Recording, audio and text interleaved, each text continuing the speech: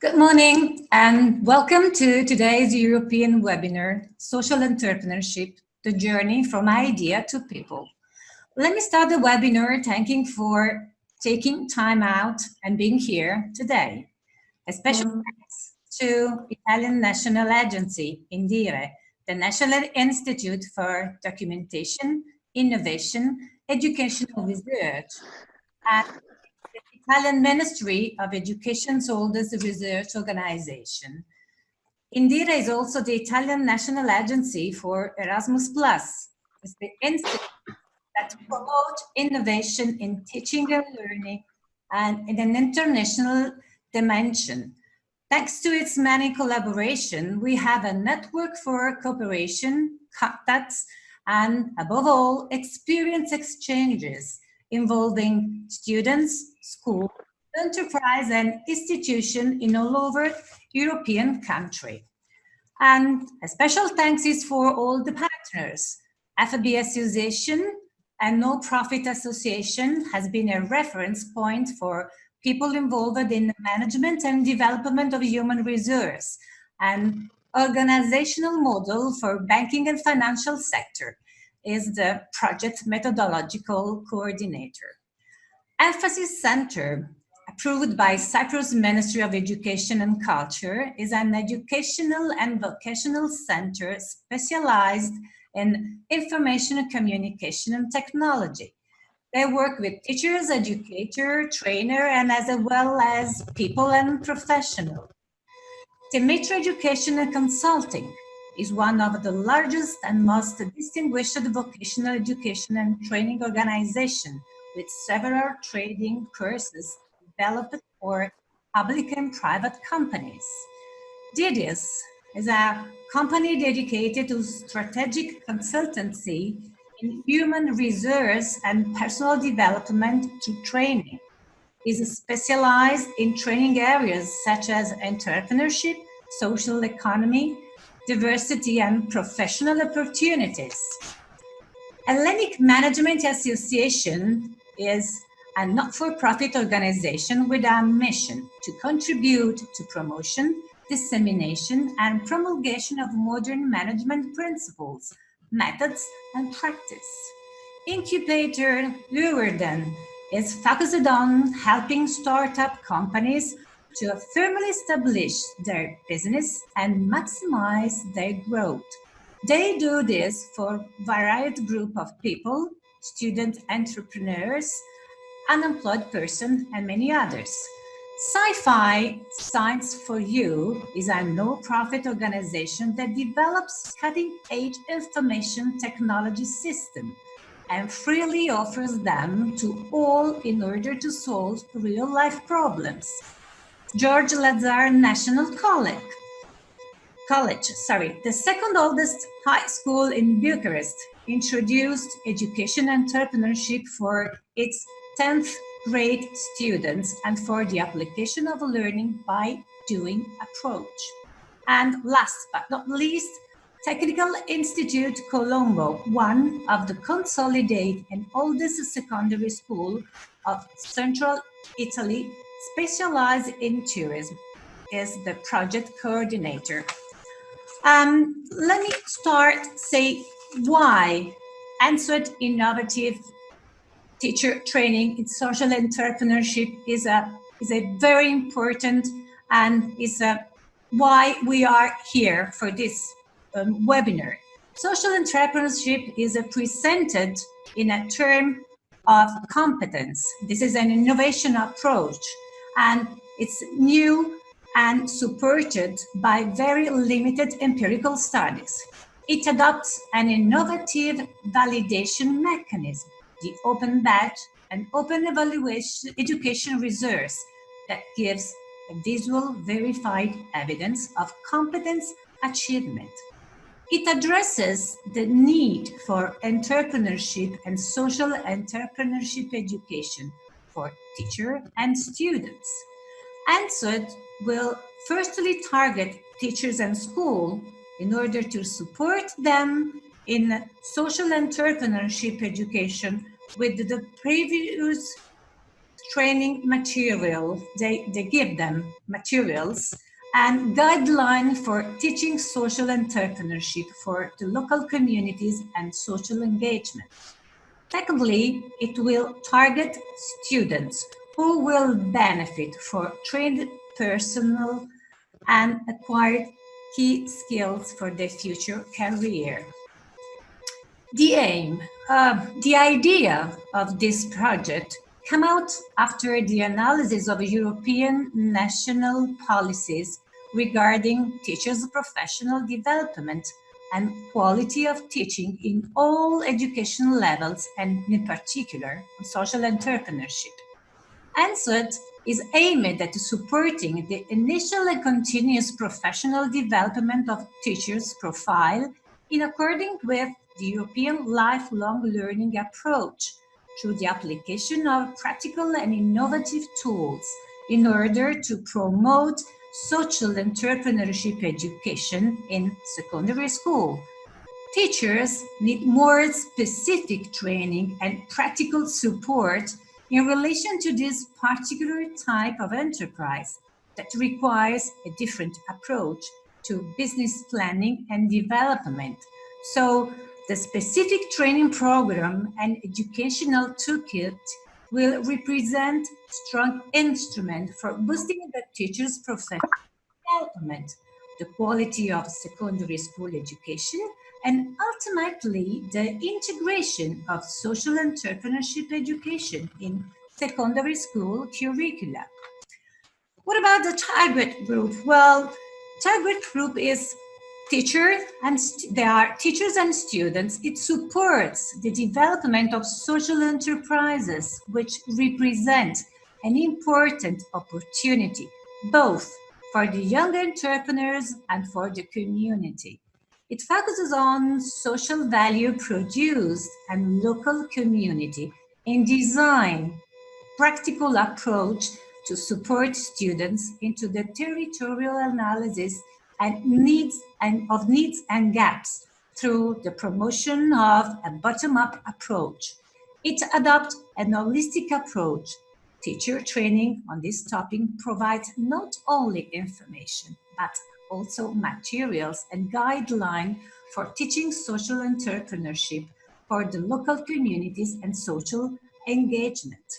So we'll be showing you how you can follow us, how you can still stay in contact, to get in touch, following with social.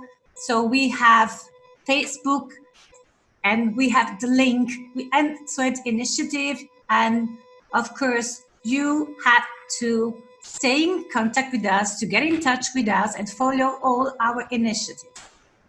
Just one more and last things. We'll be running a live webinar, and if you have any question, you just pop them on the right hand side of your screen.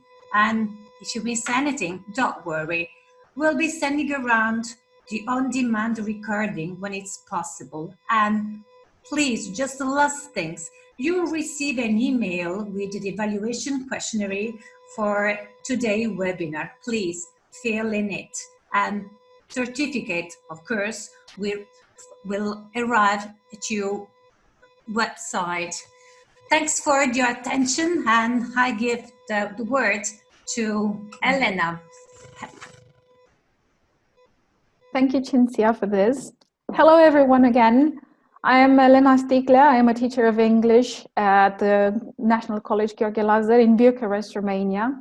And I'm taking the opportunity to say hello, to thank you for your time and for your availability.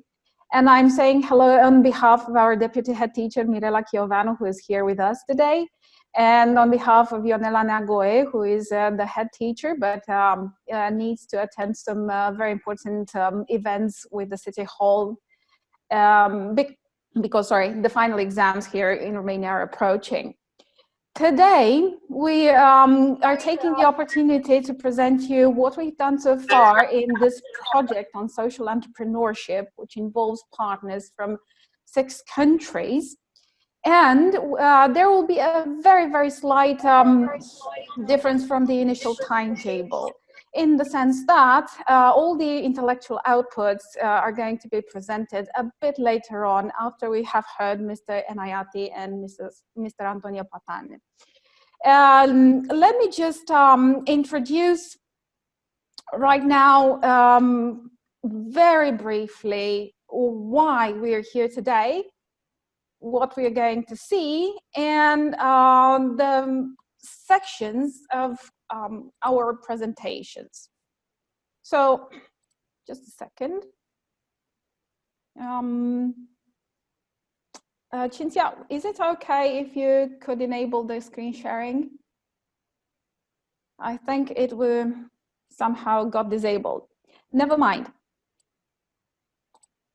What we're going to see are three sections. Mainly, the first one will be, can business have a social dimension? The second one will be from the enterprise, business enterprise to the social way. And the third one will regard the introduction of social entrepreneurship in schools. There will be several speakers in each section. And we are proud to introduce right now, without further ado, Mr. Gheorghe Enayati, who is chairman and founder of Enayati Group. And we are proud to have him today simply because he's had a tremendous contribution to our healthcare system and to the development of such institutions and many others that he's going to talk to you about. I know I should be sharing some slides. There's this situation with the sharing. Okay. Seems that it is going on. It is functioning. 1 minute, please. Can you confirm if you can see my screen right now? No, not yet, Elena. Okay. It says host disabled participant screen sharing. Elena, it's not so important, the slides. Okay. All right. Thank you for being here today. Nice to meet you. Thank you very much. And please share with us your experience and your wonderful, wonderful activity. Thank you very much for inviting me to give a speech on this important subject, social entrepreneurship. I'm an entrepreneur myself in Romania and in other countries. Also a member of the board of the Italian Chamber in Romania. And I see there is an audience of such amplitude that includes institutions from many countries, companies, teachers, experts. So I'm delighted to give a speech on this subject. Can you see my screen? I shared my screen. Can you see? Okay. So social engagement of corporate employees is the subject that I should let me see. I need to scroll. Okay. So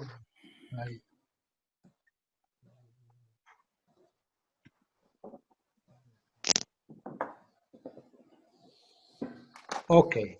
Then let's go directly into the subject. Can a business have a social dimension? That's an important question. Why? Is possible?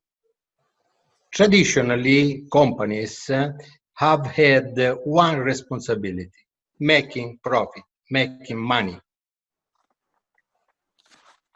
Today, the business environment is more and more accepting that prosperity, profitability, and shareholder value alone do not represent the true full value of a company in the long term, in the long run.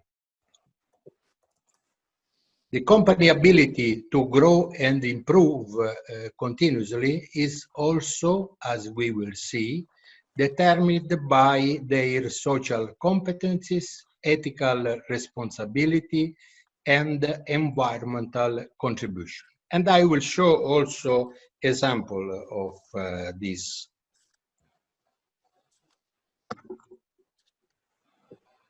Look, do you know who is Larry Fink? Larry Fink is the CEO of BlackRock, the largest global investment management corporation in the world. And you can say why.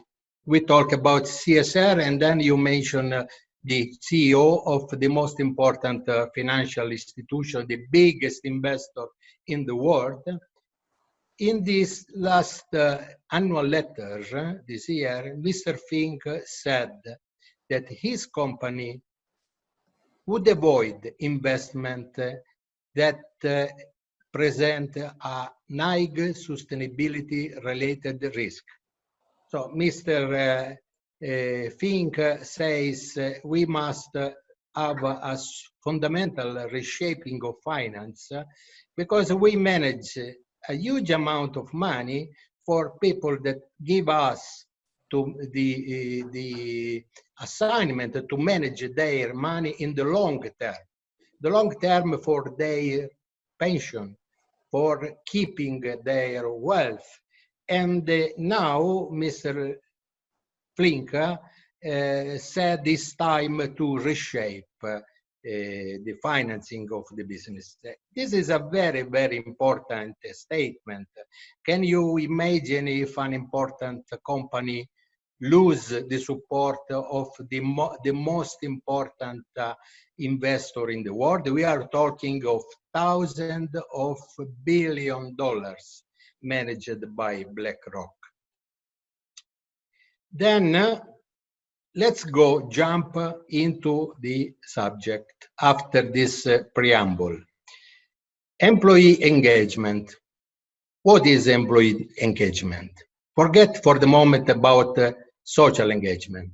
Employee engagement is the emotional attachment the employee feels towards the place of work, the job role, position within the company, colleagues, and the culture.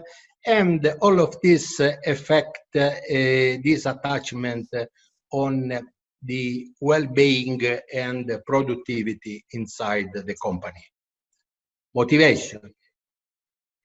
Increasing employee engagement through corporate social responsibility. There is a growing evidence that suggests that employees' perception of their employer corporate social responsibility relate positively to the employee work environment. And I will show example of this. For instance, these are a few examples of my company, FSB Global, where we have our employees engaged in social activity. For instance, the next slide related to our long-term program with the high school for visually impaired young people inclusion. Okay, this is one of our class of blind people, young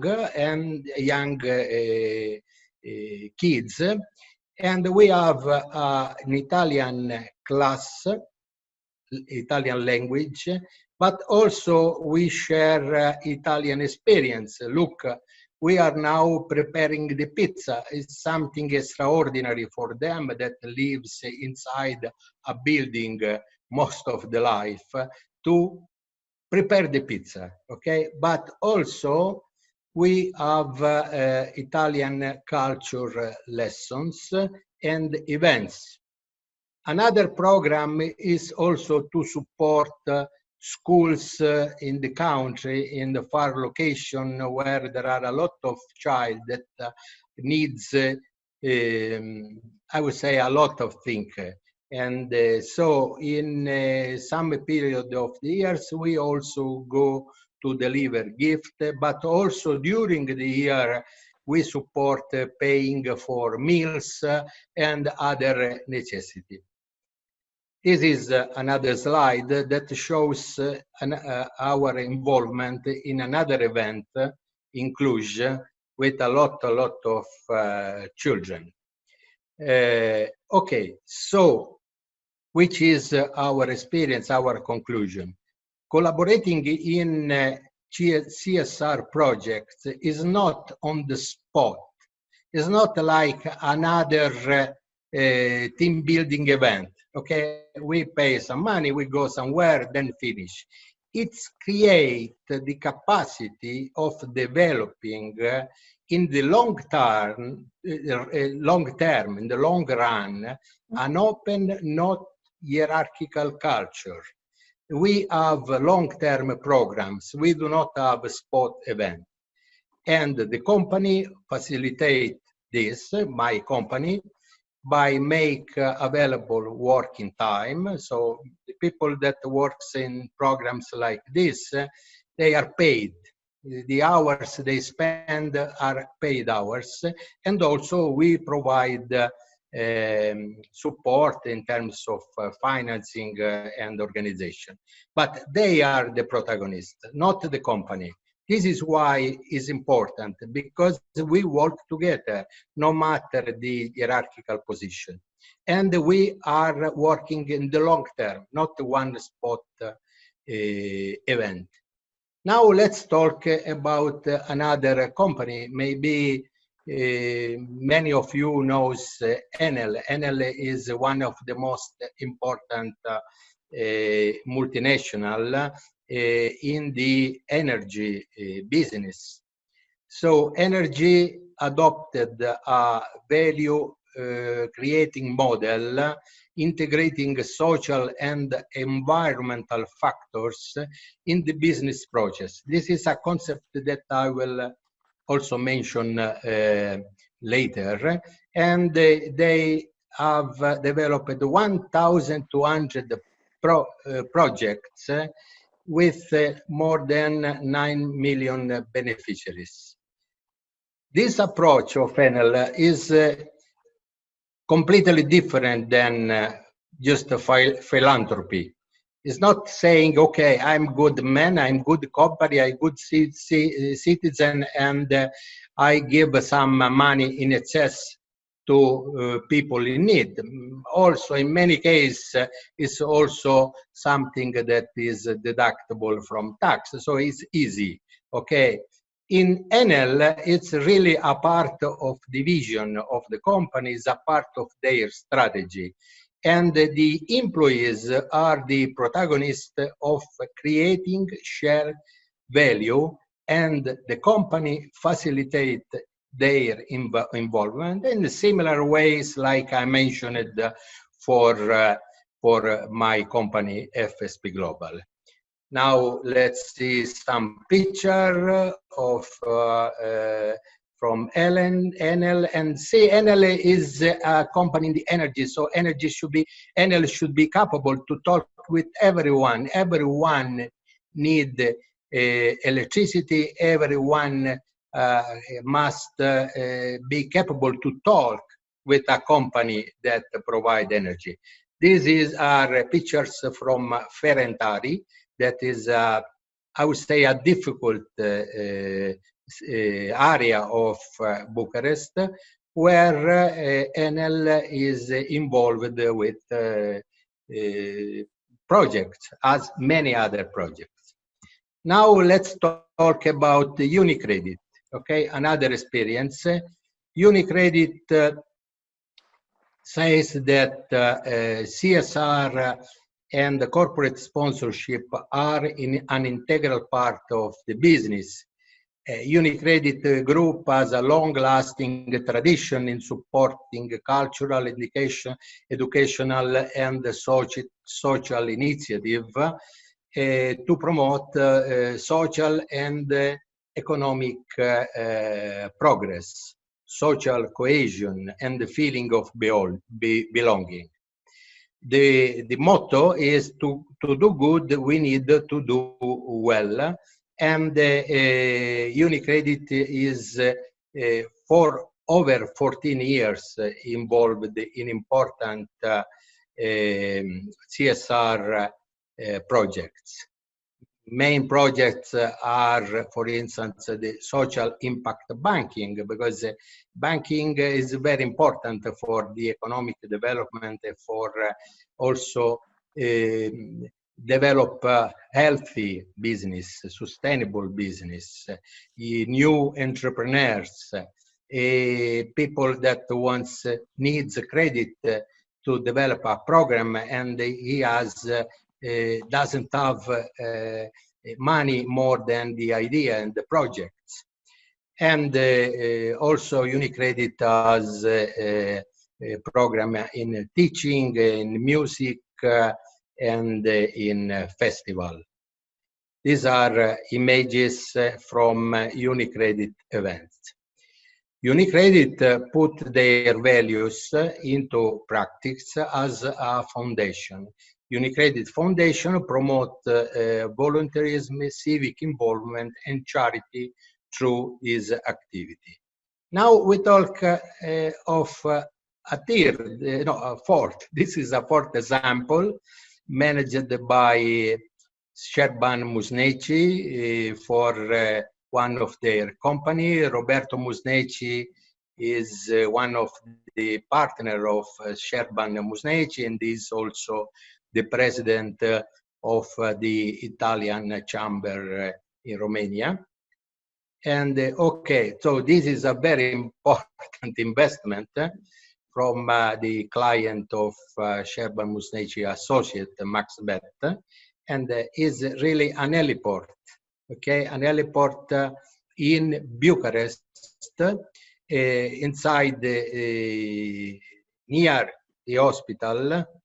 And you can see there are a lot of volunteers involved. You see Pompieri Smurd, they are volunteers. Then, let's go through the conclusion. Adding a social dimension to the strategy is vital for a company. CSR is a powerful tool for employees' engagement. Social engagement enables employees to engage with the company and with each other, forming relationships that goes beyond professional relations. It creates a long-term sense of belonging to a community, being part of something that is bigger than just themselves, and transform peers into friends. But last point is very important. Socially engaged in employees are key success factor for a company in the long run. You remember my slide with the mention of Larry Fink last letter? Then if you want to be successful in the long run, you need the people that are socially engaged, because these people can help you in creating shared value. What means creating shared value? Something different from CSR. Sometimes is confused with CSR, but I think CSR is a prerequisite.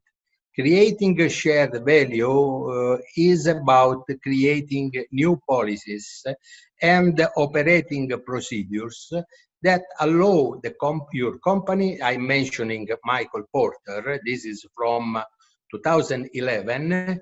Allows your company to maximize its revenue, whilst also offering benefits to add to the local community. So we go over the charity. We are saying that creating a shared value is an advantage for the company. It's not a cost for the company. It's not just philanthropy, but is critical for the future of a company. And we see here where is the shared value. So we have the business, we have the business opportunities, we have the social need, we have the company assets, resources, and expertise. The area, the central area, the star for the future development is shared value. Then let's go through the conclusion. COVID-19 pandemic made all of us understand that humankind is one and the challenges are global. Generation C, the generation of post-coronavirus, the ones born in a world without the Twin Towers, will have to face with the economic devastation brought on by the coronavirus. It will be them, this new generation, who will rebuild the world in a global view. And the companies working all over the world for sustainable development with a long-term vision and employing a create share value business model will be successful at the degree their employees are socially engaged. So thank you very much for your attention, and so if there are questions, I'm here. Thank you very much, Mr. Patani, for your intervention. It was wonderful and very, very valuable to our meeting today, because it presents another aspect of social entrepreneurship. It does cover another dimension of it that's involved in corporate activity. I should say that these two first presentations actually anticipate our presentation of the project itself.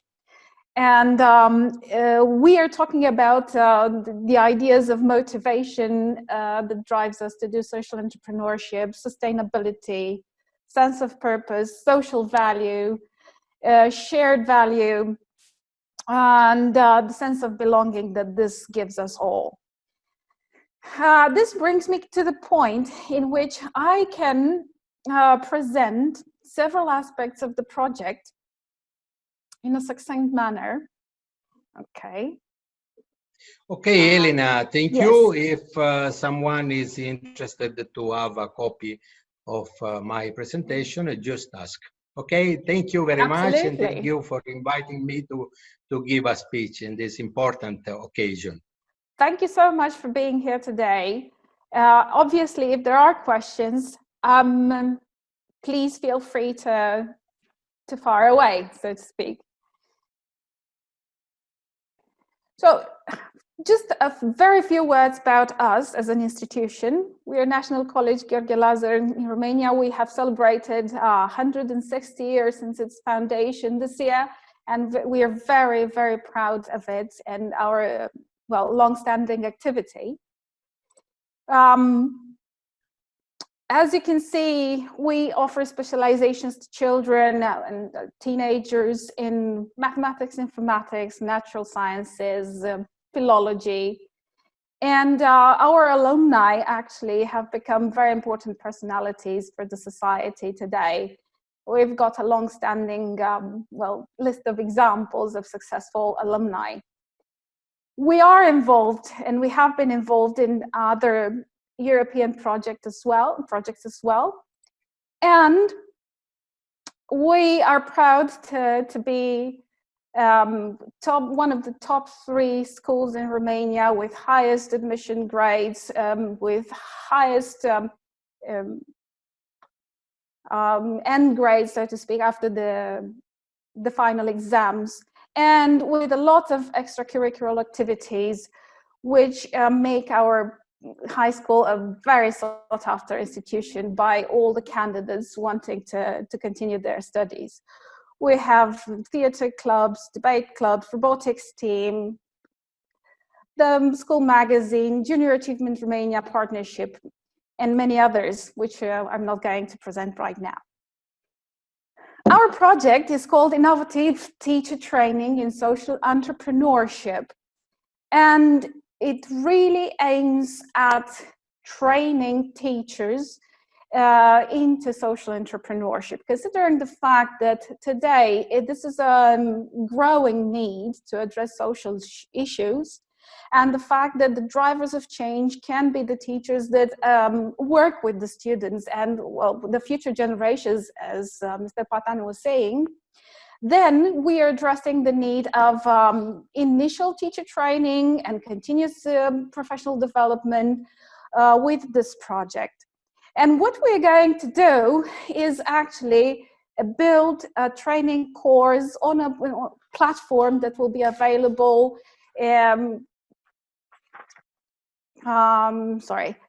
will be available very soon. How did we start? Well, first of all, we have some outputs. First of all, we identified the EnSoEd competences, EnSoEd coming from the name of the project. And for that, we compared our needs to the European qualifications framework and the entrepreneurship competence framework. We ran interviews, we validated the competences, we specified them, we translated them in all the languages of the partners in the consortium, so that we see how the students should be equipped with what sorts of competences that can allow them to be successful business people, but with a social added value. The second intellectual output is the training program per se. There will be a toolkit, and obviously the platform will be available. Coming back to the social the competences we found out, they're structured on 3 levels related to motivation, resources, and how we take initiative and put this into action. And we've heard lots of valuable things from our former speakers on motivation and how we deal with resources and how we put our social involvement into action and social interest into action.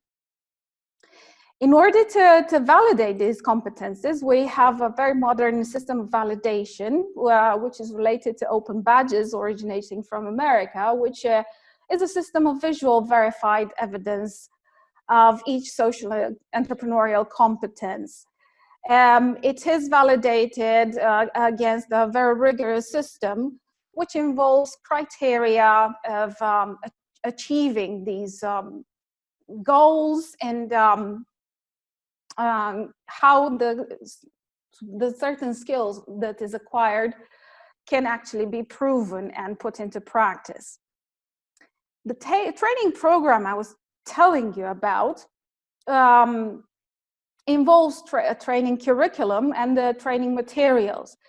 That means that we have a theoretical side and a practical side consisting of Fab Labs and virtual trips. And we've been working on this together. Each of the partners in the consortium designed such a material, along with practical activities for teachers to be able to transmit the content to their students, and then to verify how and what they have achieved. Passing on to the third intellectual output, there's going to be an educational toolkit which enables the teachers to transmit all these contents in a practical, interactive, meaningful manner for the students today. There's going to be a practical illustration of this by using Fab Labs, and obviously some practical tools and guidelines for young social entrepreneurs who will want to become involved and set up such enterprises. Last but not least, the fourth intellectual output would be the online environment, a platform on which teachers can access the whole content I've been talking to you about, and they're going to be able to use it in an interactive manner to teach their students as well. About this, at the end of our meeting, David Bayona, one of our partners from DIDA Spain, will actually be able to provide some more details if possible and if time allows. Thank you for being patient enough to bear all these details about the project. We are very happy to supply any other details if necessary. Thank you for being here today. Mr. Răzvan Bologa is professor at Bucharest University of Economic Studies in the Department of Computer Science and Cybernetics. We're bridging the world of businesses, social enterprises, and NGOs with the world of education. This is what we are doing right now, and this is the following section of our meeting today. Thank you for being here. We are looking forward to hearing you. Hello, everyone. Thank you very much for the nice introduction. I am really pleased to have the opportunity to present to you today a few details about our robotics competition. So let me just share my screen a little bit.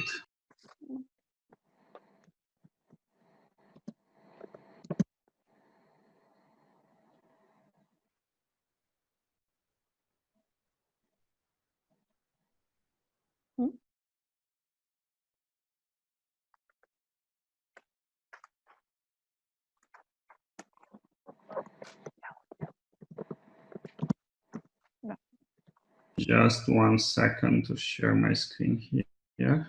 Sure. Okay.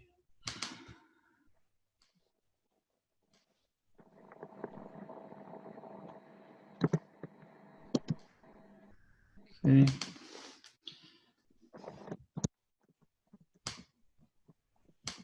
Do you see my screen now? Yes.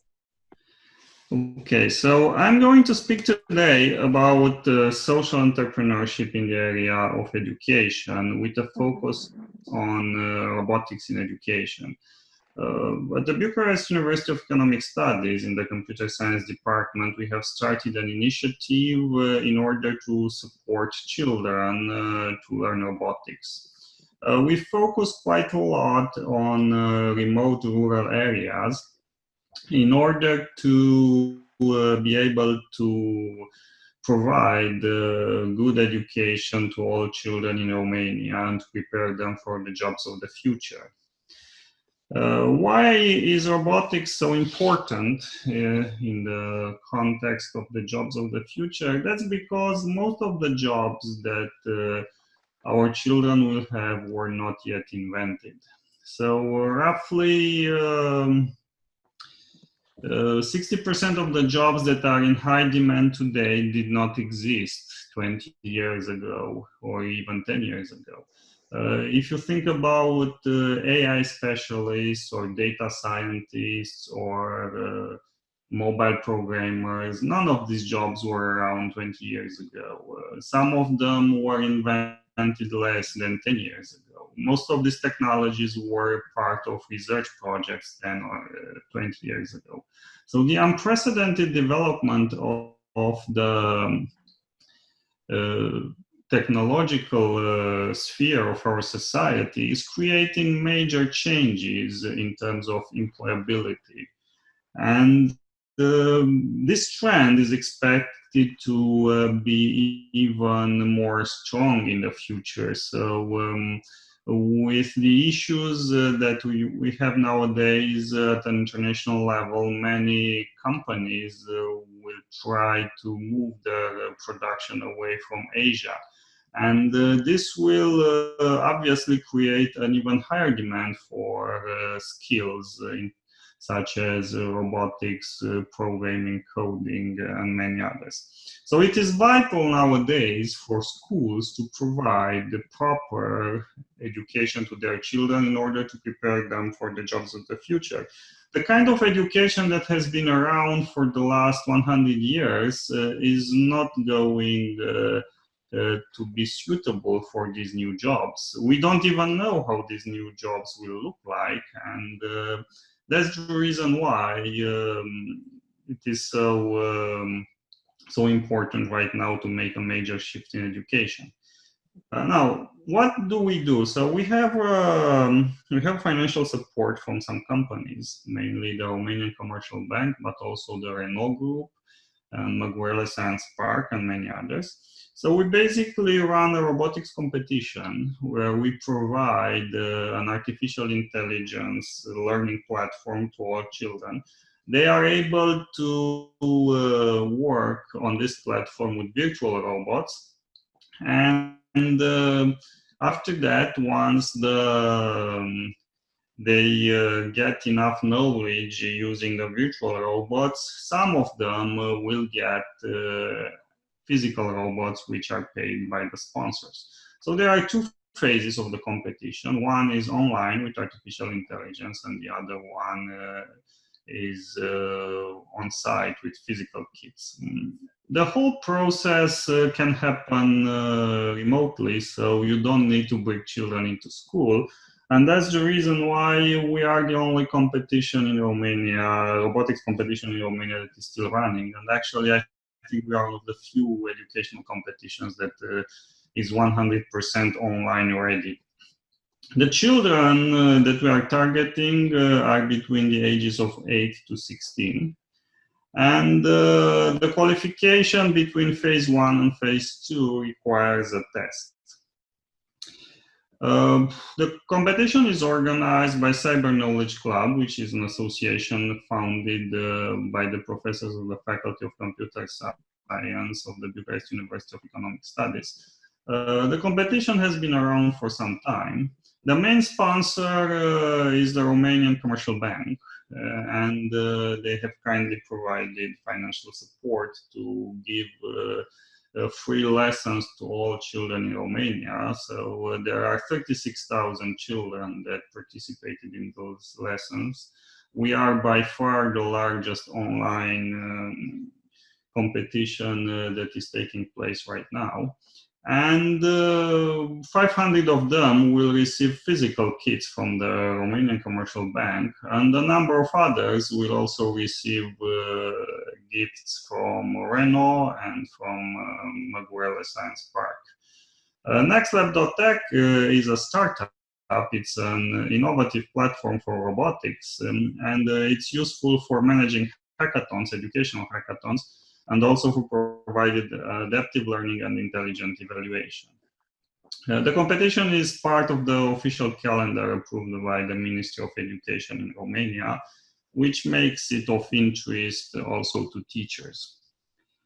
The platform, the Nextlab.tech, has been created by a startup company that is affiliated to our university. Now, that's the calendar of the competition. So we started in October 2019 with the preparation. In January to March, we did a pre-registration for teacher schools. And then as of March 10, we launched the competition. It happened that the day when we launched the competition was more or less the day when schools were closed. This did not affect us because, as said before, our technology is completely online proof. So children are able to learn online using artificial intelligence. They get an intelligent tutoring system, which is some sort of artificial teacher that has even text-to-speech capabilities. So it is able to talk to the children. They can ask questions. The machine will automatically answer the questions. And the whole process can easily run with large numbers of children. For instance, at one of the free lessons that we provided, we had 7,000 children that were simultaneously connected to our platform, and we were able basically to run a lesson with 7,000 children at once. And this is not a massive online open course. This is actually an adaptive learning platform that provides personalized education. So each of the 7,000 children had his or her own learning path that was personalized automatically by the system based on artificial intelligence algorithms. And obviously the children were very attracted. About 5,000 of them managed to take the final exam, which was not an easy one. And out of these 5,000, there will be roughly 1,000 that are expected to come in November to participate in a national hackathon. We would like to organize this national hackathon physically at the Romanian Exposition Center in Bucharest. However, should this not be possible, we can always organize the training online, and we can use an online hackathon platform, which are quite common nowadays. So the competition has basically two phases, as said before. Phase one requires only online training, while phase two will have three different sections. So there is a line follower basic, which is a circuit for an easy to assemble robot called Miro. And the winning robot will be the one which runs the course in the lowest time. There is a line follower advanced section which uses robots which are more difficult to do. So they are not simplified, they are pretty close to industrial grade robots. They are still line following robots, so they will do very simple things. However, putting those robots together and coding them, it's a little bit more difficult. So this is a section for the more advanced children. And then we have a sumo section, which is basically about putting two robots in a predefined circle. Now, the registration is still open. Should there be children interested to participate, they are advised to participate as a group, as a team, or as a school. Teachers are invited to register teams. Children can also register individually, so there is no requirement to be part of a team, although it is highly advisable. This is an example of one of our robots. It's the Miro robot, which is the one that is easier to assemble. The main advantage of this robot is the fact that it's affordable. So such robots have been around for quite some time. Our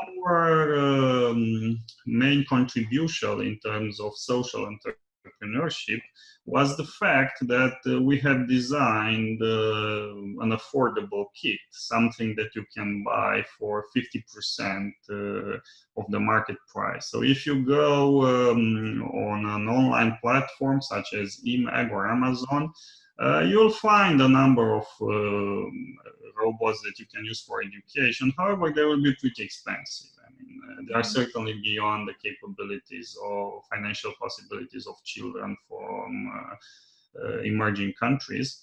What we did is that we have designed a different system. So we have used an open source technology named Arduino. And I went to China to establish a contact with a factory there, so they will produce the components for us. And we import them here. We obviously have a number of production steps that we have to take in Romania as well, because those robots are not exactly in perfect shape when they come from China. We need to put software in them and so on. However, at the end of the process, we were able to come up with a solution that is half of the price that used that you can buy on eMag or on Amazon. So that's a major improvement in terms of accessibility, because it attracts sponsors that can provide large numbers of robots to rural children, or even parents, because when such a device will have the price of a toy, parents will also be interested to buy them. And that's one of the major improvements. So basically, we were able to bring down the cost to something that is affordable in a developing country such as Romania. Okay, these are some images from the last year. So as I said, this competition has been around for 2 years. As you can see, there were many children that came to our final event. There were 200 schools and 3,000 children in Romania in 2019, which was our first edition. Right now we have 36,000 children and 1,800 schools. So we have increased 10 times, or even more than 10 times in 1 year. And we expect to increase quite a lot in the following years. We are part of another social initiative called Romania Tech Nation. Romania Tech Nation, it's an initiative launched by the Romanian Commercial Bank together with UiPath and the EMAG Foundation. And what they do is that they want to train 1 million children from Romania in the area of robotics over the next 5 years. And we provide the technological level for this initiative, and it's a great initiative, and I hope that schools will participate in the process.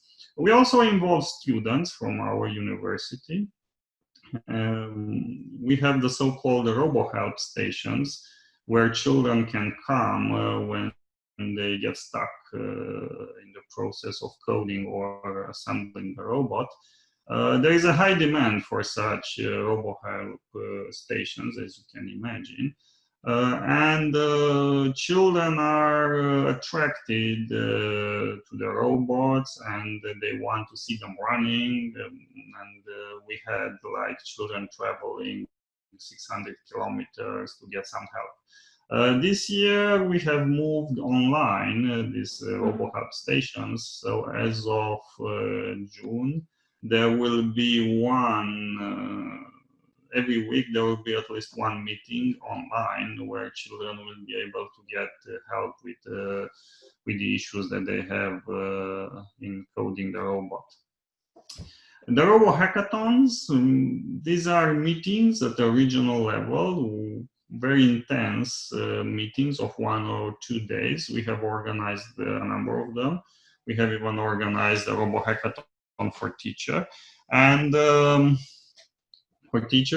And the image that you see here is a Robo-hackathon from Sinaia, Casino Sinaia, which is a very nice place in the mountains in Romania, where we had 80 children by 2019. And they studied robotics for 2 days, and they have learned in those 2 days to build a robot from the scratch and to code it. And we believe that educational hackathons are the future of education, and most of the traditional educational processes, such as face-to-face meetings in classrooms, will probably become a combination between online learning and educational hackathons. Online learning is very good. We use it extensively in the process. However, it is not really possible to have learning that is 100% online, because at the end of the day, learning is a social act. So you need to bring people together from time to time, and the educational hackathons are great environments to do this. After learning online for some time, children can meet for 1 or 2 days, and they can greatly progress in a subject.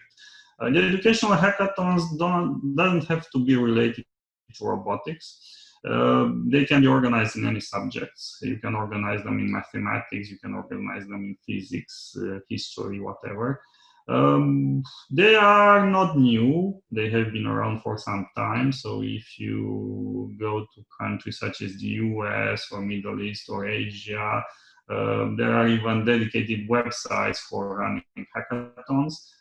They were not so popular in Europe until recently. However, the popularity of educational hackathons is expected to increase because they can be blended very well with online learning.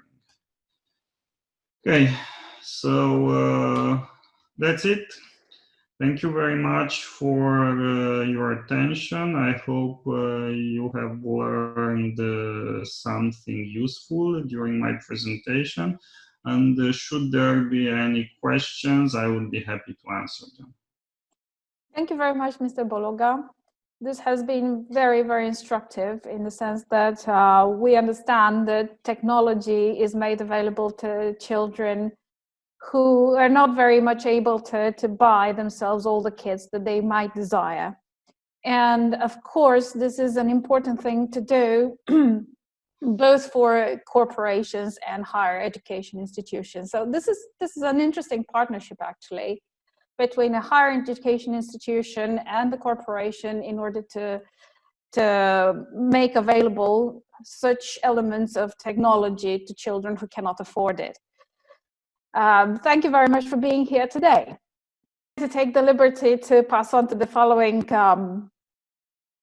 speaker, and this is going to be Mrs. Evelina Bălu, who is a project manager at Junior Achievement Romania.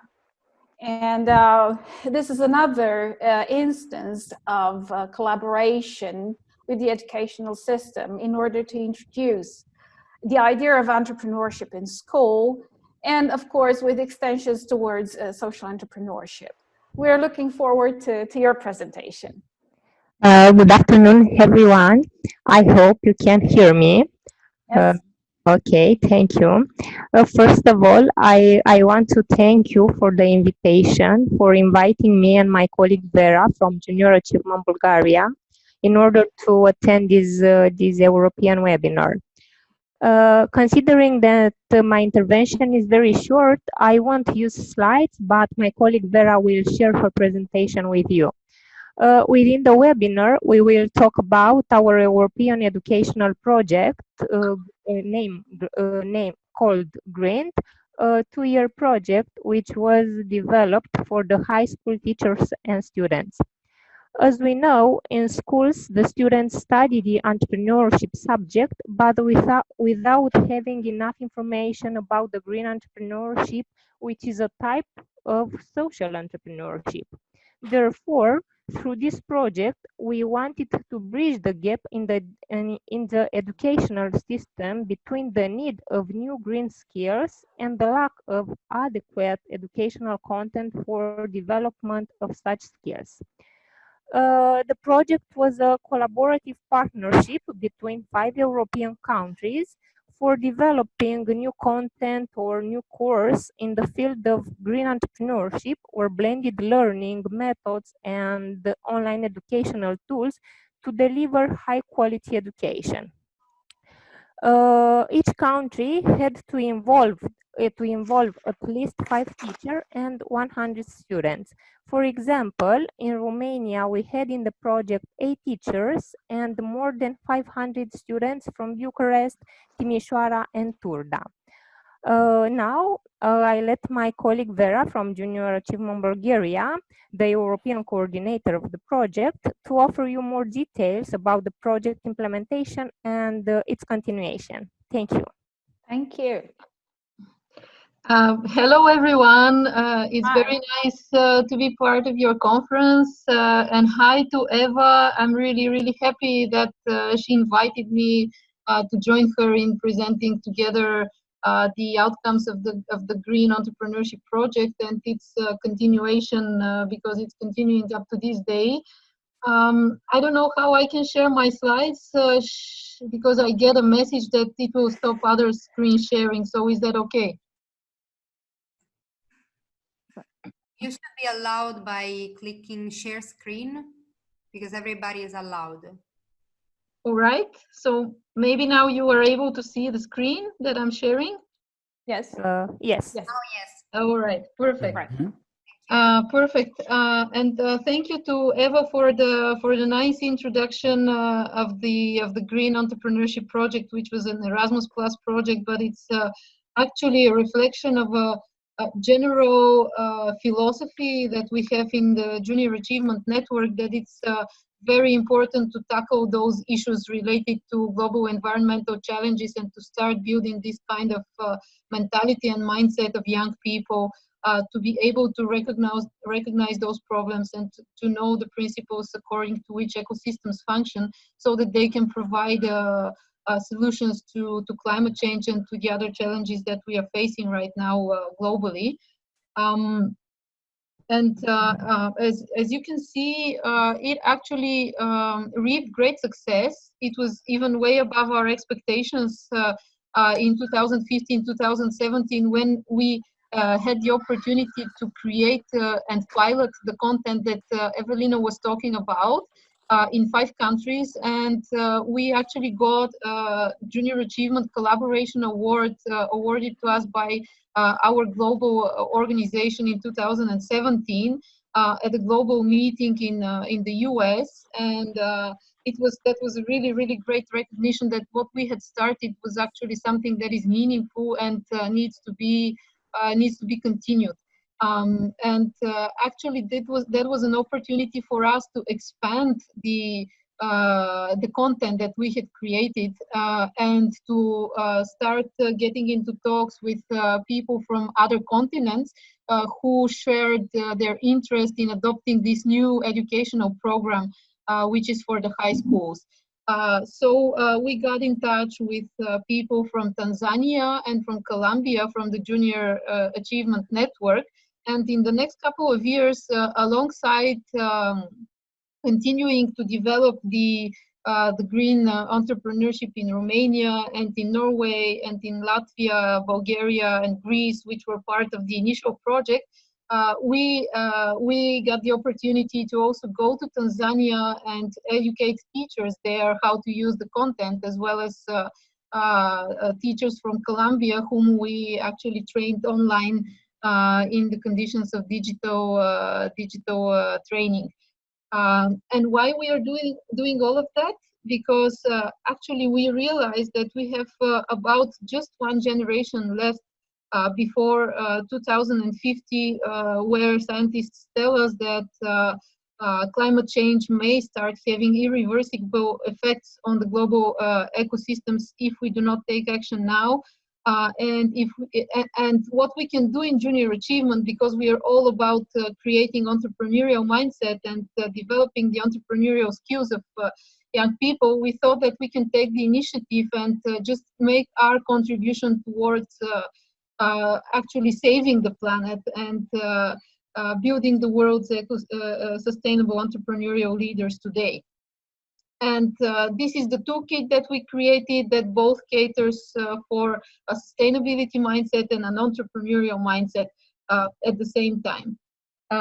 We have a blended learning manual, which contains several topics that lead the teachers and the students through the understanding of the global cycles and the way that ecosystems function, going through what kind of impacts, negative impacts people have had on the environment, but as well giving a lot of examples of working positive projects and solutions that have been developed by young people and entrepreneurs all across the world, both high-tech and low-tech in different continents.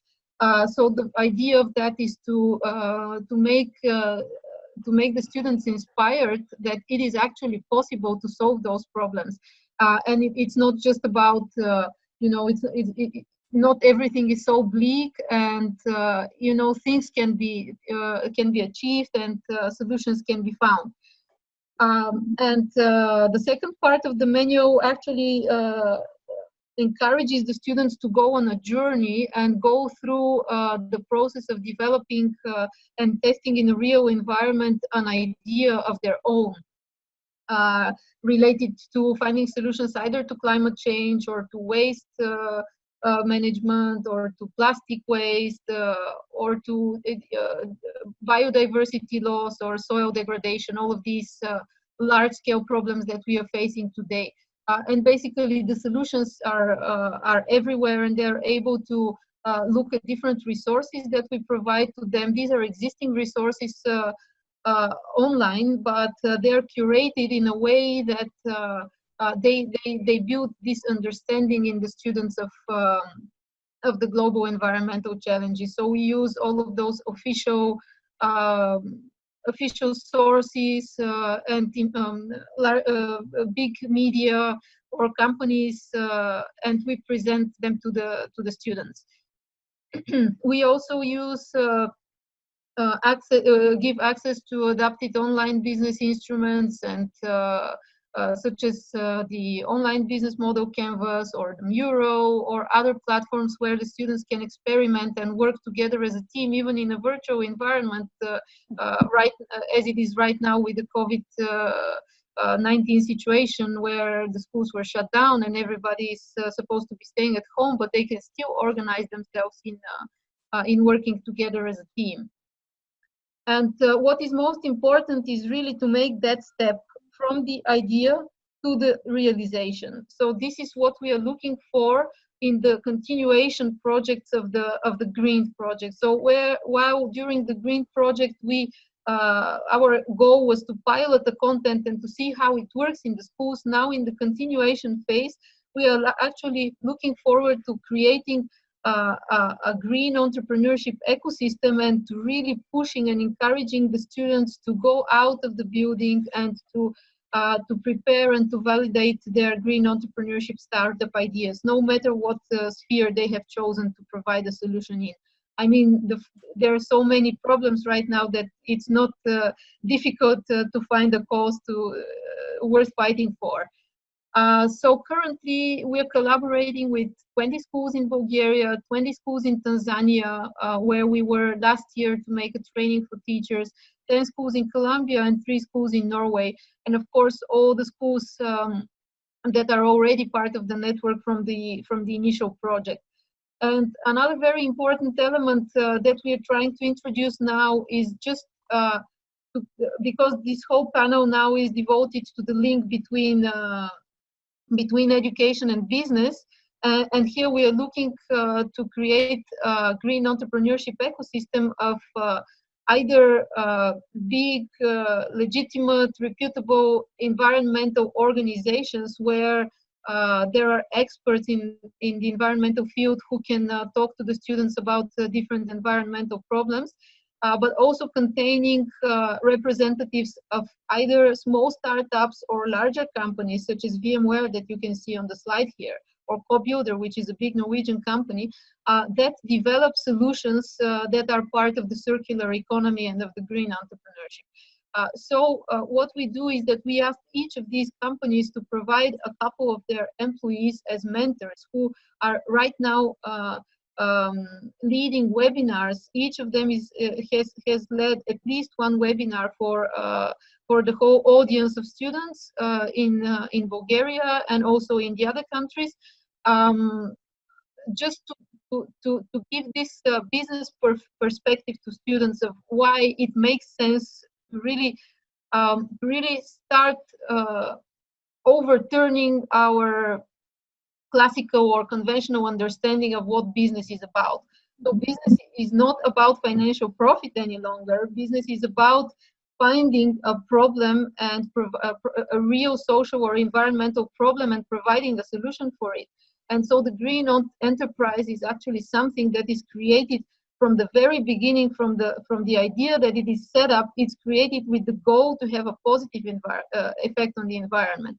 And this is what we're trying to kind of convey as a message and as a mindset to those young people. And I'm really happy to actually see that and I've seen this in every possible country that we've provided this training, is that young people are actually very, very open and naturally interested in those issues. So it's not difficult to convince them. It's actually more a question of providing them with the right knowledge and the right tools so that they're able to bring this forward.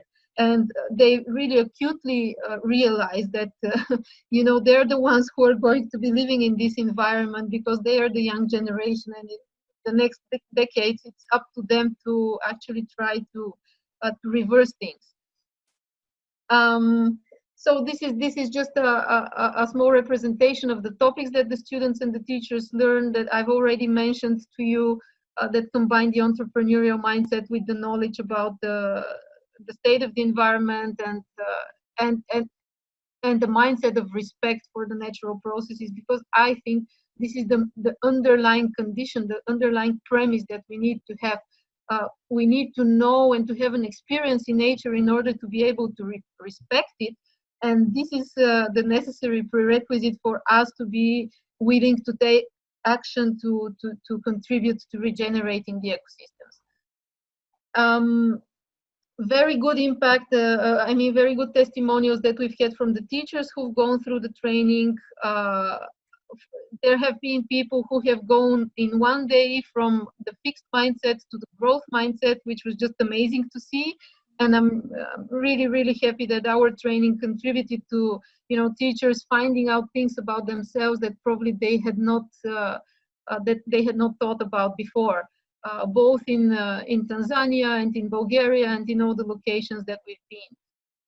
And there's also some very practical things that happened. For example, in Tanzania, after the training last year in the summer, they oriented themselves towards starting organic gardens in the schools and producing harvest that they can sell to the local community. So this really grew into small-scale green businesses.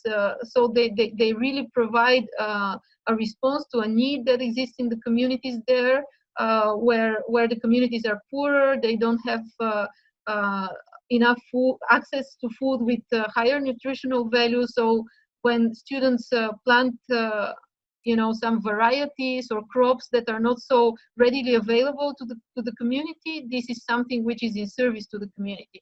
And of course, they learn a lot during that process, because not all of them are so experienced in growing crops.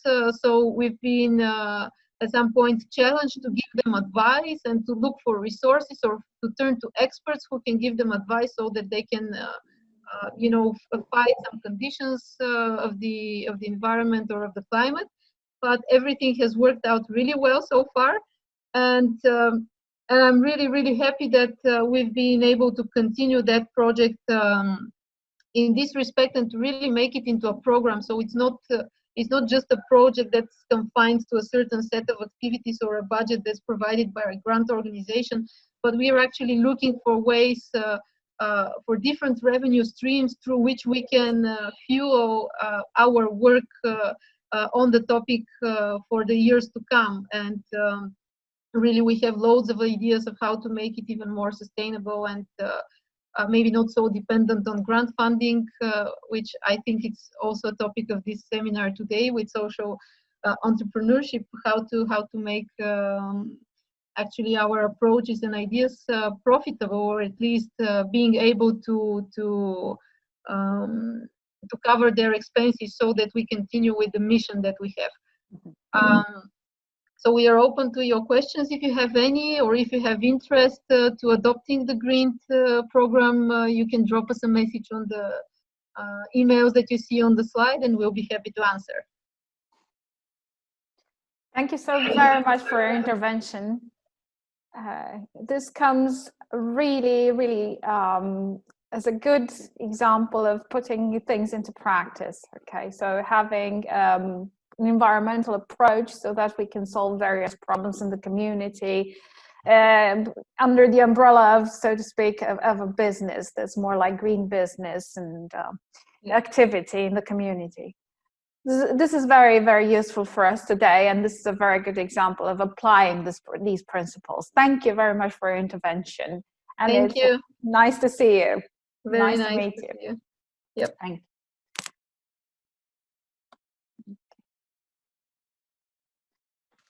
Right. Ibarra is a teacher and a teacher coordination of institutional relations at Global Shapers Cordoba. She's a coordinator in iTeams Cordoba and members of DreamCom, which is an incubator of triple impact projects. We are very happy to have you here today, and thank you for taking the time and the patience to see this through to the end.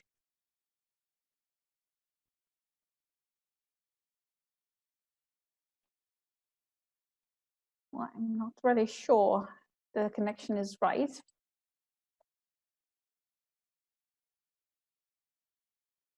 I'll just stop sharing for a minute and check again that we have our guest here.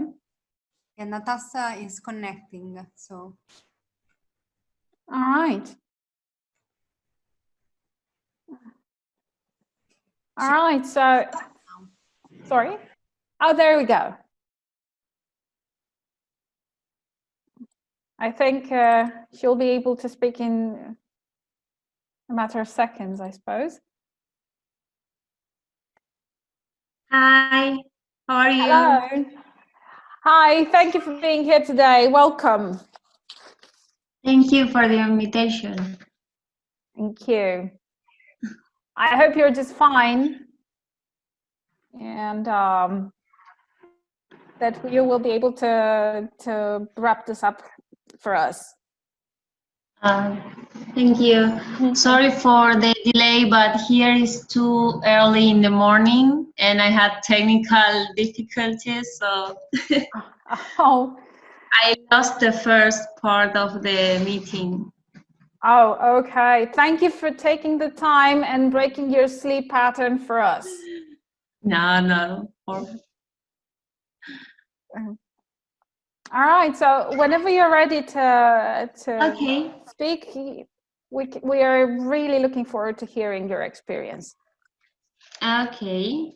Can I share the presentation? Absolutely. Okay. Wait a second.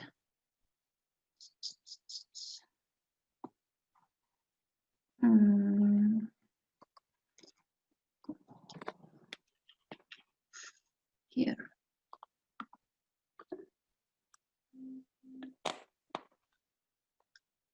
Okay.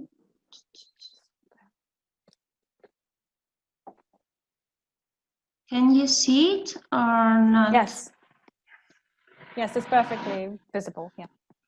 Okay. Can you see the notes or just the presentation? Because my English is terrible, so I wrote some letters. It's just a slide on the PowerPoint. Okay, perfect. Okay. So, okay.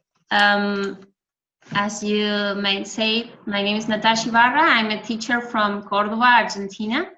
I'm also alumni of Enseña por Argentina and member of Teach for All. And I'm going to talk to you about entrepreneurship and project learning as strategies for building socio-emotional skills and job skills. And before talking about strategies, I would like to speak about, I want to speak especially to the teachers, to my colleagues. So I want to ask you, why are there students failing in your subjects? Do you know them? Do you know their names or who they live with and what they do in their after school time? Do you know what they want to be when they grow up, or how many students dropped out of your school last year? Have you ever wondered if you could do something to prevent it? It's all about understanding that academic failure depends on a multiplicity of factors, not only on the will of a student. The school has the potential to reproduce and reinforce social inequalities while also having the potential to broaden horizons for all and to be inclusive. So what educational system are we building with our daily actions? I have worked 4 years in the Inclusion and Terminality program, that it's an educational program designed specifically to contain those students who have been expelled from the traditional system. And it's from this perspective where I come to speak to you, because my students are the ones who were expelled. They think they are sometimes they think they are ignorant, or they have low self-esteem, they have insecurity, they have poorly achieved learning. And I must work with my colleagues so that they receive a degree equivalent to that of a traditional high school student. But then it's not just about giving them the official content. It's also about reinforcing their social, emotional, and academic skills so that they overcome their wounds. So one of our missions as educators is to train young critics with a social and environmental conscience. We have the power in our classrooms to train change agents. And indirectly, we have the power to create positive change in the communities in which we work. So are we harnessing that potential? And I return to the need to contextualize. Surely the approach that you can give to entrepreneurship and projects will depend on your subjects and your context. In my case, I think in order to talk about these issues, I must first explain to you what problems we seek to address in my in my educational community. In Argentina, we have a standardized national test called Aprender. Aprender means learning. And in 2017, this test showed that while 6 out of 10 primary students have advanced or outstanding results on maths, 7 out of 10 high school students were below the desired level. But why? At what point and why are mathematics no longer accessible? Personally, I always hated maths, and I think I'm not the only one. Don't you have any high school subject that you took, you passed, but you don't remember a thing about it? I think as teachers, we must remember ourselves as the students, and we don't have to focus so much on the content. We have to seek meaningful learning. We have to think, what do we want our students remember in 10 years?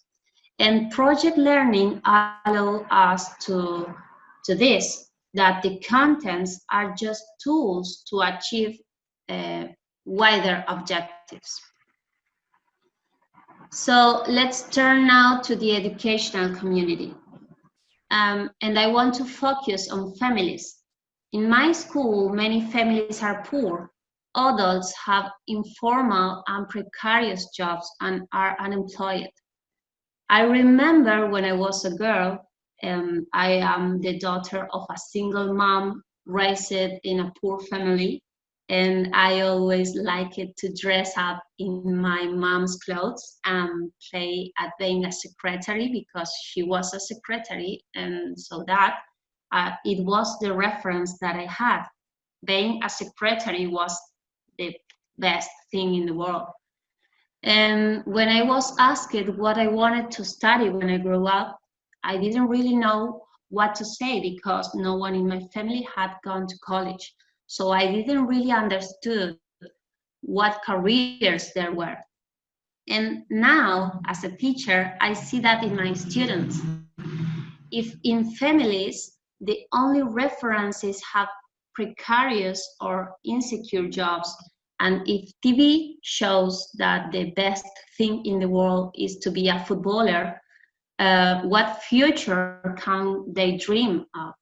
So as teachers, it's our job to broaden their horizons, to show them they have more opportunities and they have more choices because we are their references.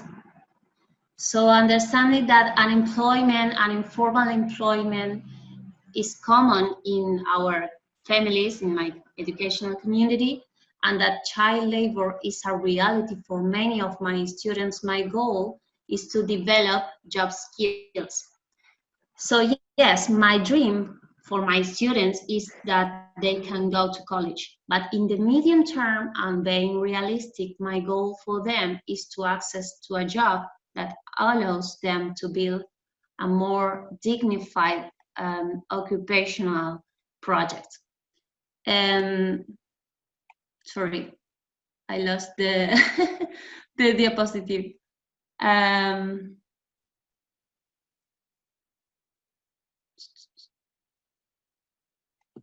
Oops. All right. Where I am? Oh, you just found it. Okay, here I am. Mm-hmm. And as I was saying, that if unemployment is common in my community, entrepreneurship is a strategy for them, for my students, to generate incomes that allows them to meet their needs and to help their families. And I think we cannot teach social entrepreneurship if we don't understand that we are change agents with the potential to form change agents. And in order to develop projects with social and environmental impact, we have to teach how to think critically and creatively, and to try to identify problems and to think solutions. For that, we have to understand where do we teach, what resources do we have or we don't have, who do we work with, what institutional projects are there, what profiles of graduates are we forming. In context of socioeconomic vulnerability, this has a higher degree of complexity because the problems are more urgent. I don't know if it's the correct word. Yeah, and the resources are very scarce. And in our school, we decided that we could not only wait for public resources. We had to go out and try to generate the resources by ourselves. So in the same building, we have 3 schools operating. A traditional school specialized in humanities and social science. That's a special case because it's a private school, but students don't pay for the education. Actually, the teachers pay for teaching because it's like a social organization, and we work there, and part of our salaries go to the school. And also the students formed a few years ago an NGO that aims to prevent dropout due to unmet basic needs. So the students set up food modules or give school support or carry out clothing donations, etc. Also, we have a technical school specialized in food industry. That means that we have laboratories and a production room, and that students produce and sell canned goods, breads, sweets, and other products to generate incomes. And the 3rd school operating there is the Inclusion and Terminality Program, and that is where I'm currently working, sorry. And there the students receive a humanities degree and also a labor training as gastronomic assistants in bakery. And in this project is where I am developing my entrepreneurship.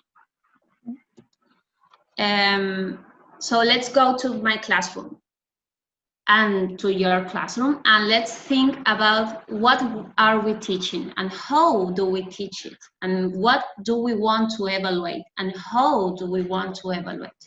But most importantly, who are we teaching? So my subject is called life and work training, and my students are these terminality students, you know, young students who left traditional school and then joined this special program and are trying to finish their secondary school. And one of the concepts that I must teach them is independent paid work. That is something similar to entrepreneurship. And attending to everything I mentioned before and speaking with my colleagues and my directors, we understood that entrepreneurship was a good option for my students to generate incomes that would allow them to satisfy their needs. And also, in addition, school entrepreneurship could generate incomes to, for example, buy more supplies for the production room, something that would allow us to provide a higher quality education. And also, these incomes would collaborate with other institutional projects, such as the NGO. So considering the school infrastructure and the specialization that was gastronomic assistance in bakery, we decided to elaborate bakery products, you know, like bread, pizza, or things like that. So my students go through a whole process.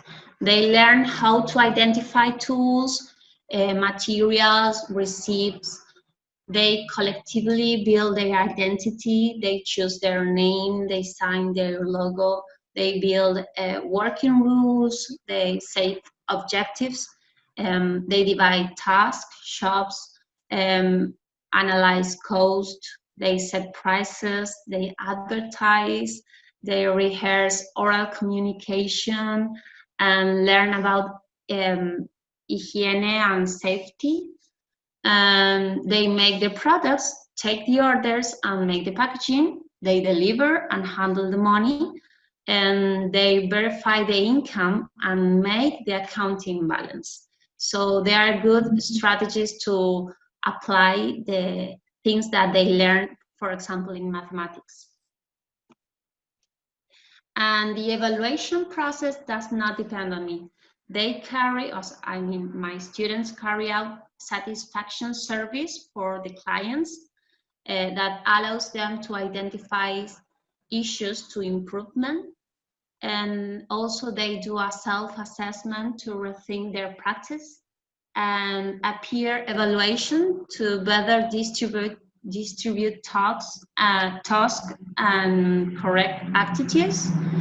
And I do an evaluation that is qualitative, but it's just a little feedback for them. And the quantitative evaluation, you know, the final grade is negotiated with them, based on all of the above.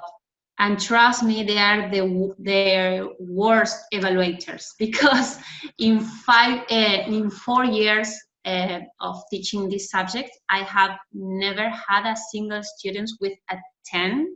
I don't know how is your grade scale, but 10 is like the best. And they never evaluate themselves with 10 because they believe that 10 is perfection. So if the objective is continue learning always, 10 is not desirable. It's just like an utopia they want to reach, but it's not part of the process. And through this process, we work indirectly, interpersonal skills as assertive communication, active listening, collaborative leadership, empathy, teamwork, resource management, And also we work interpersonal skills like initiative, critical or creative thinking, self-concept, self-regulation, responsibility, organizations, decision-making, resilience, adaptive capacity.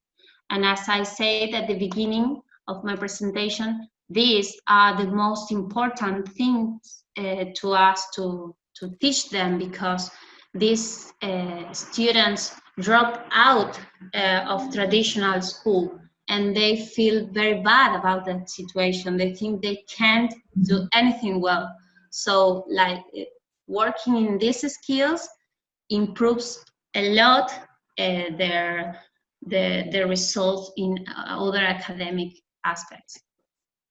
And all of this requires a lot of work, and I don't do it alone. I work with a lot of other students in collaboration. Other students in the area, I have a co-teacher in the same subject, and also I have a colleague in labor training. And also I work with teachers from other subjects, for example, maths or Spanish, English, artistic, arts, I don't know how to say. And also I work with teachers of the technical school, and we even make the students of the different modalities interact. So, for example, the students of the technical school carry out hygiene inspections in the production room, with the warning that in case of any problem, the project is closed, as in any business. And that day of inspection is like my students freak out because they are very scared about the end of the project, and they do everything perfect. Wow. Yes. Okay, to finish, I'm going to tell you something very funny that happened to me last year, almost at the end of the school year. My students were scattered around the school, you know, where some were in the production room, others were taking orders, or others were preparing packages, others were recording testimonies because they wanted to present a video at a school exhibition.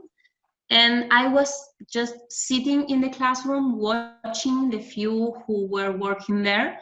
And I was talking with one of my students who was telling me that he was making pizzas at home with his dad, and they were selling them, and they were doing quite well. So we were just talking, and then the program coordinator come into the classroom and asked me what I was doing. And I told him that technically I was doing nothing because everyone were working. And then the coordinator looked at one of my students and asked him, what is the teacher doing? And this student thinks, responds, yeah, well, she's accompanying us. And the coordinator asked, but do you need her? And he said, well, at the moment, no, because everything was under control. And the coordinator asked, so if you don't need him, if you don't need her, why don't you fire her? And all of them laughed. And my students said, no, because my advice helped them to improve. But after the school recess, I received a dismissal telegram. That is the photo. And my students thought that I was no longer necessary, so they dispensed my services. I think it's a joke, but that situation frustrated me that the project had reached that level of development in which the students knew exactly what to do and why to do, and I just had to accompany them. And I think that they achieved autonomy, and they were developing meaningful learnings by themselves, and also they were producing resources to help their own community and their school. And for that, I wanted to share you this experience. Thank you. Well, thank you very much for this. It was really meaningful to us and really enjoyable. And considering the fact that most of us are teachers here in this meeting, your hands-on experience in the classroom and all the events that can come up are really, really something for us to remember and have in mind and introduce in our classes as well. Why not? And we're really, really impressed by the fact that you took your time at a very uncanny hour to join us and to show us some very meaningful practices that you have there. Thank you. Thank you so much. All right. So moving on towards the end of this presentation, many of our partners and our project workers are here with us, among whom I should point out, obviously, David.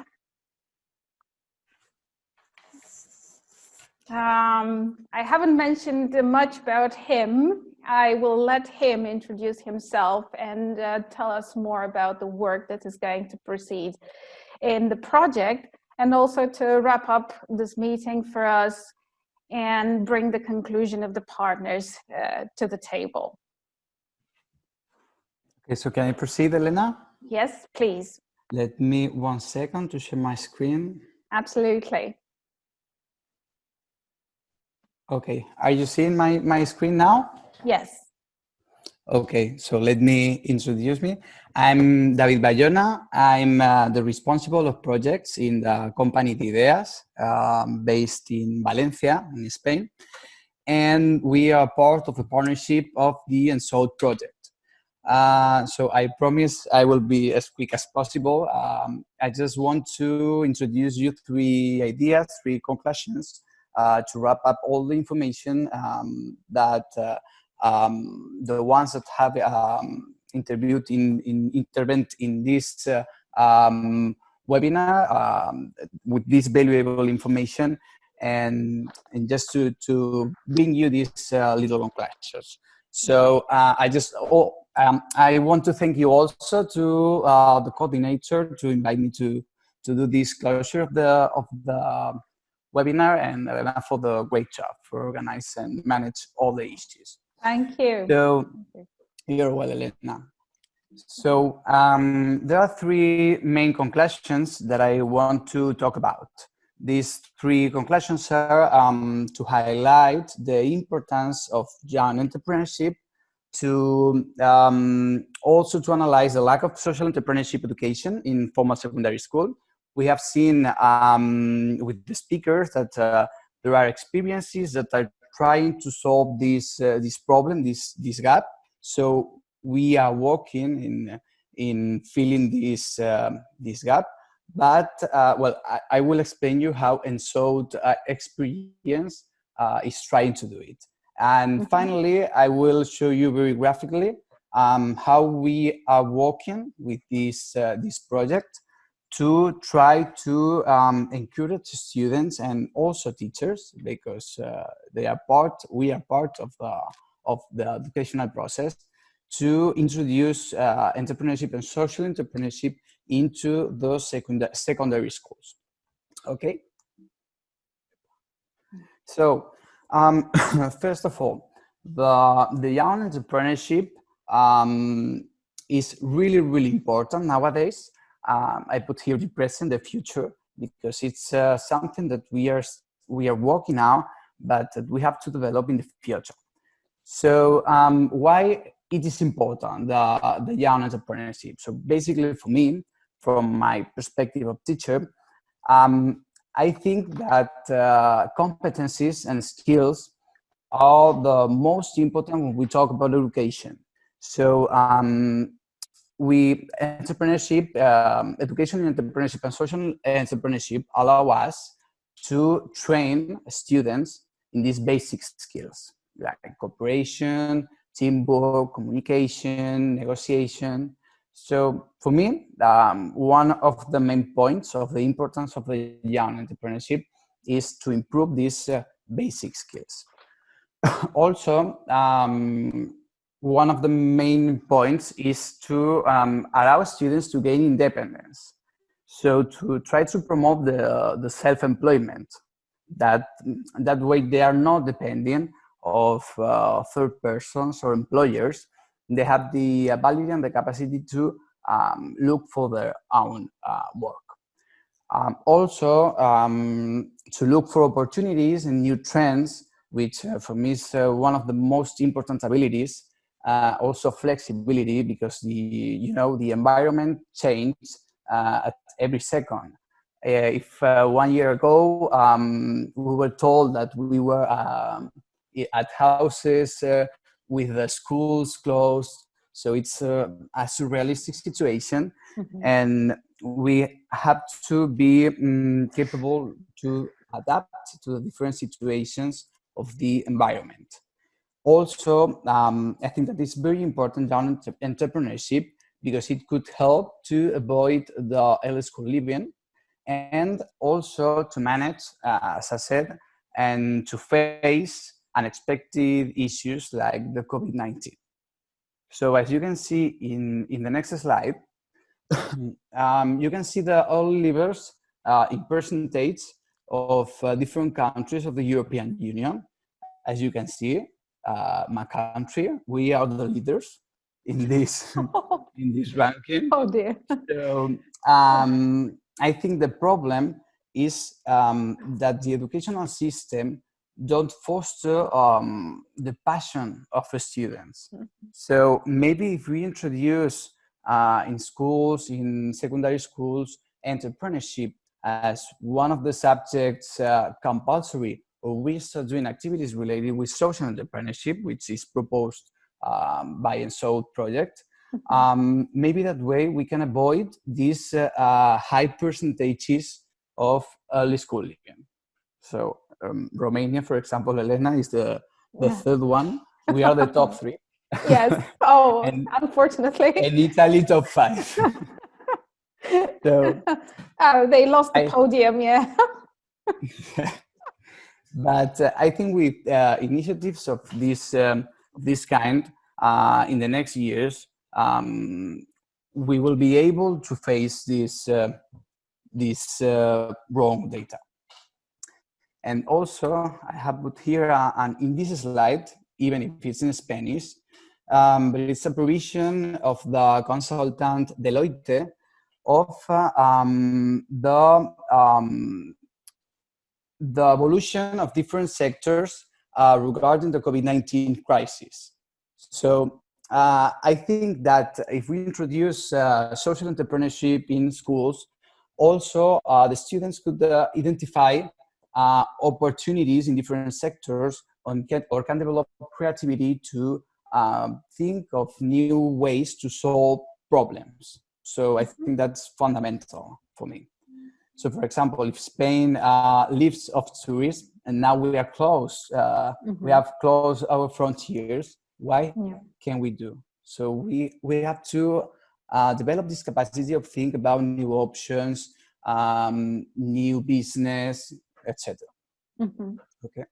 So first of all, I wanted to highlight this importance of the youth entrepreneurship, which is one of the reasons why EnSoEd project exists. So second, we talk about the lack of social entrepreneurship education in formal secondary school. There's differences between countries, but well, it's common in all of Europe to don't have a lot of hours or a lot of activities in schools related with social entrepreneurship, even if it's introducing now. You can see in this graphic, the part in red is the percentage of courses and activities related to entrepreneurship done at school. So as you can see, there's a lot of differences between different countries. Here we have Malta and Italy, which have a percentage around 15%. Spanish is not so far from this number. But well, you can see with this slide that we are trying to introduce social entrepreneurship and entrepreneurship into the schools. But as you can see, the numbers are not very, very high. Okay. Yeah. So we can detect that there's a lack of this kind of education in schools. Also, you can see now in this slide talking about teachers. So this is the entrepreneurship education as a compulsory topic in the initial education of teachers in primary and secondary school. Okay, so you can see in different countries if entrepreneurship or subjects related with that are compulsory or not in the process of training of the trainers, of the teachers. And as you can see, this is only compulsory for Denmark, I think it's Estonia and Latvia. Yeah. And optional for Austria, Slovakia, Montenegro, and Turkey. But for the rest of the countries, there's non-compulsory or optional subjects in the grades related to training for trainers. Okay. So we are trying to cover with EnSoEd both gaps, the ones for students and also the one for the trainers. Yes, this is the last conclusion I want to highlight. So we are trying this. We are trying to fill in this gap, creating a package for training for teachers, a package also materials for training for students, and also we are focused in the skills. We have made a classification of skills, and the contents are developed following these skills that the partnership has identified as the most relevant. Okay. So this is what I'm trying to address with the EnSoEd project. If you want to see it graphically, here is EnSoEd.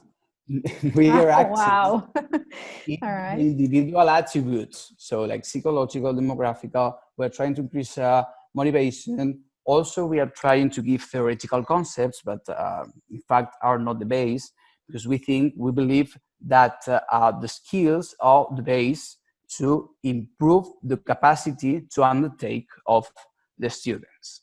So we are focused in this part that generates entrepreneurial activity, generates entrepreneurial outputs, and the final outcome will be the socioeconomic development. So we are trying to increase the economical activity of the countries, training students in materials related to entrepreneurship and social entrepreneurship.